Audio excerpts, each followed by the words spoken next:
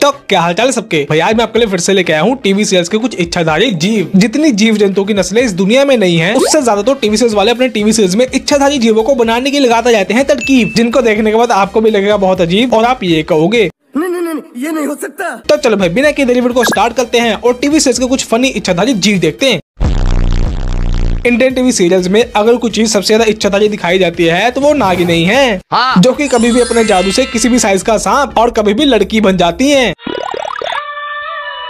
और इनकी फाइट्स क्या गजब की होती हैं। ये एक दूसरे के जितनी मर्जी नजदीक खड़ी हो, भगवान के दिए दो हाथों को छोड़ के अपनी पूंछों को उठा के पटक के फेंक के लड़ती हैं।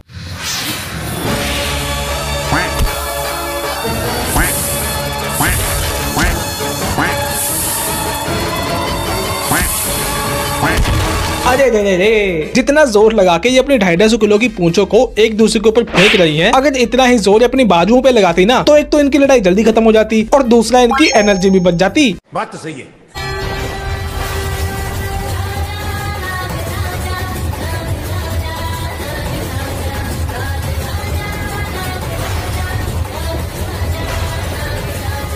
किसने बनाया ये मुजस्सिमा? भैया क्या है, ना तो ये नाग लग रहा है, ना अजगर लग रहा है, ना छिपकली, ना ही कोई उड़ने वाला परिंदा। पता नहीं टीवी सीरीज वालों ने कौन सी मिक्स इच्छाधारी ब्रीड का बना दिया है बंदा। भाई नागिन की नागिन या फिर किसी सपेले के साथ लड़ाई का तो समझ में आता है, पर यहाँ पे तो नागिन की कभी कभी किसी चुड़ैल से, कभी भिन्न भिन्न प्रकार के इच्छाधारी जीवों से, तो कभी किसी आत्मा से लड़ाई चलती जाती है। नाग शक्ति का अवतार हूँ। आत्मा की शक्ति के सामने तू कुछ भी नहीं है। जो करना है वो कर, पर इस परिवार को मैं बचाऊंगी। ओ भाई ये क्या है। माना कि इन टीवी सीरीज की सारी कहानी काल्पनिक होती हैं, लेकिन काल्पनिक इतना भी काल्पनिक नहीं होता कि कुछ भी बना दो। एक आत्मा जो खुद धरती पे भटकती रहती है, किसी को छू नहीं पाती, उसके आर पार हो जाती है, वो नागिन से लड़ेगी। कोई सेंस है इस बात की? आत्मा तो छोड़ो, इस नागिन के नागिन बनने का तरीका भी बड़ा ही हटके है। क्यों? तो होता ये है कि ये लड़की अपने घर के पास बने एक सांप के बिल की डेली पूजा करती है, पर एक दिन उस बिल में से एक सर्पणी निकल आती है, जो कि सीधा इस लड़की के अंदर ही घुस जाती है।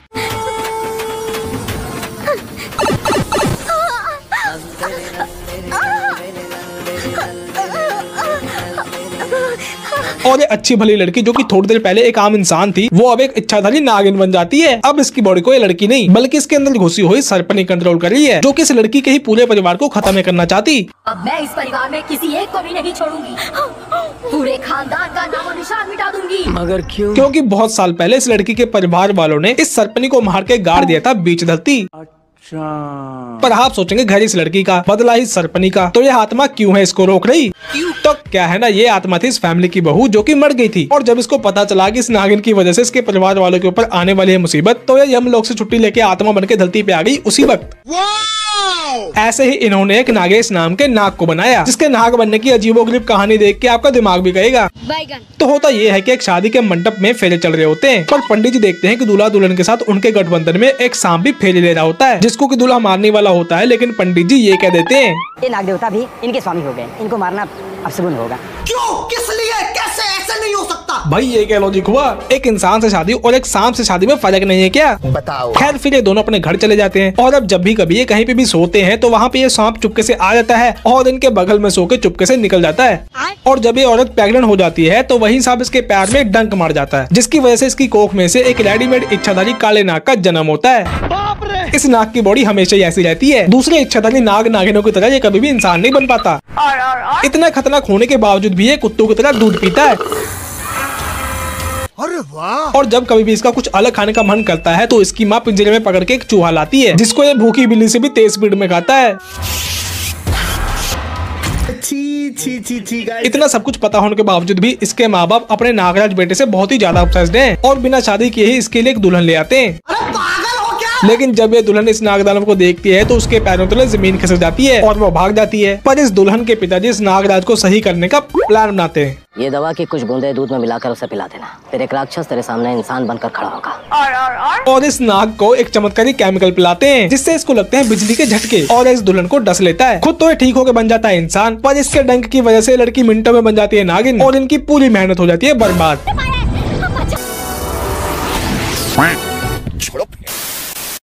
ऐसे कितनी सोना लग रही है ना मेरी बहू नागिन। बहू नागिन? तो यहाँ पे ये औरत इनकी बात सुन लेती है कि इनकी बहू नागिन है। अब अपनी बात को बदलने के लिए ये आंटी जी ये भी कह सकती थी कि मैंने बहू नागिन नहीं बहू रानी बोला है, क्योंकि नागिन और रानी शब्द एक दूसरे से मैच करते हैं तो ये मान भी जाती। पर नहीं, इन टीवी सीरीज वालों का तो लॉजिक के साथ दूर दूर तक कोई वास्ता ही नहीं होता। और ये लड़की इस छोटे से काम को करने के लिए एक साइड में जाके अपनी इच्छाधारी शक्तियों का इस्तेमाल करते हुए एक इच्छाधारी मधुमक्खी बन जाती है।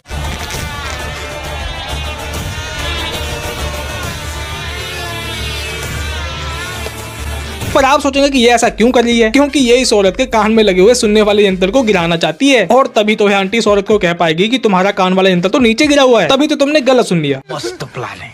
ओहो मानसी बेटा, शगुन को नागिन बोल रही है। होता है शायद कान का गिरा होगा। नहीं बड़ी माँ, देखिए है कान में, उधर है। अच्छा, लेकिन ये बताओ, जब ये लड़की अपना रूप बदल रही थी तो इतनी भीड़ में से किसी ने इसको देखा नहीं क्या? और जब ये मधुमक्खी इसको परेशान कर रही थी तो तब भी किसी ने इसको देखा नहीं क्या? और जब इस औरत का कान का डिवाइस नीचे गिरा तब भी किसी को कुछ पता नहीं चला क्या? और सबसे बड़ी बात, इतनी बड़ी मधुमक्खी भी होती है क्या? नहीं। मतलब ऐसे ऐसे बिन लॉजिक वाले सीन बनाने के आइडिया इनके पास पता नहीं आ कहां से जाते हैं, जिनको देखने के बाद एक बिन दिमाग वाला बंदा भी सोचे कि ये लोग अपने फैलाए हुए रहते को इकट्ठा कर रहे हैं या फिर अपने जलेबी जैसे उलझे हुए आइडिया से इसको और फैला रहे हैं। भाई टीवी सीरियल्स छोड़ो, कभी कभी मूवीज में भी इच्छाधारी जीव दिखाए जाते हैं। आपने स्पाइडरमैन तो देखा ही होगा, बैटमैन तो देखा ही होगा, लेकिन आज मैं आपको दिखाने वाला हूँ इच्छाधारी बिच्छा मैन, जो कि कभी भी एक आम इंसान से बन सकता है बिच्छा मानव और गुंडों को मार सकता है बनके दानव। जहाँ पे भी ये जाते हैं वहाँ पे बिच्छू ही बिच्छू हो जाते हैं। और जब भी इनका मन करता है तो ये कीचड़ में लौट जाते हैं। मतलब दुनिया में इससे ज्यादा अनहाइजेनिक सुपर हीरो आपने आज तक नहीं देखा होगा। ये एक ऐसा अनपॉपुलर गुमशुदा सुपर हीरो है जिसके पास ना तो कोई सूट सलवार है और ना ही मार्केट में एक अच्छा नाम है। बस खा पी के गुंडों को कूट के थोड़ा बहुत डांस करके ये जिंदगी जी रहा है। ओ हीरो, आई लव यू।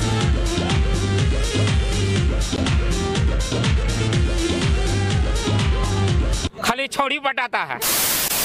इन काल्पनिक टीवी सीरियल वालों ने तो काल्पनिक जीवों को भी नहीं छोड़ा और अपने टीवी सीरियल में एक जलपरी को ही बना डाला।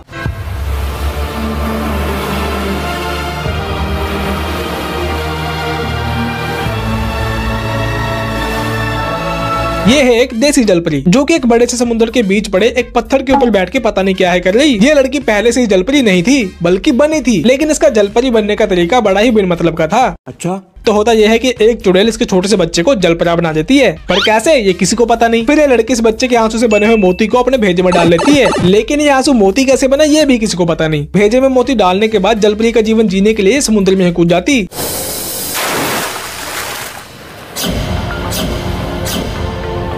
लेकिन इसको समुद्र में जाने की क्या जरूरत थी ये भी किसी को पता नहीं। क्या पता इसको नहाने का मन कर रहा हो या फिर तैरने का मन कर रहा हो या फिर क्या पता भेजे में मोती डालने की वजह से इसका भेजा ही हिल गया हो। सही बात है। तो चलो भाई, कहीं हमारा दिमाग भी हिलना जाए। इस वीडियो को यहीं पे खत्म करते हैं। आज के लिए इतना ही। वीडियो अच्छी लगी तो लाइक करना, शेयर करना, चैनल को सब्सक्राइब करना। अब हम मिलेंगे अगली वीडियो में।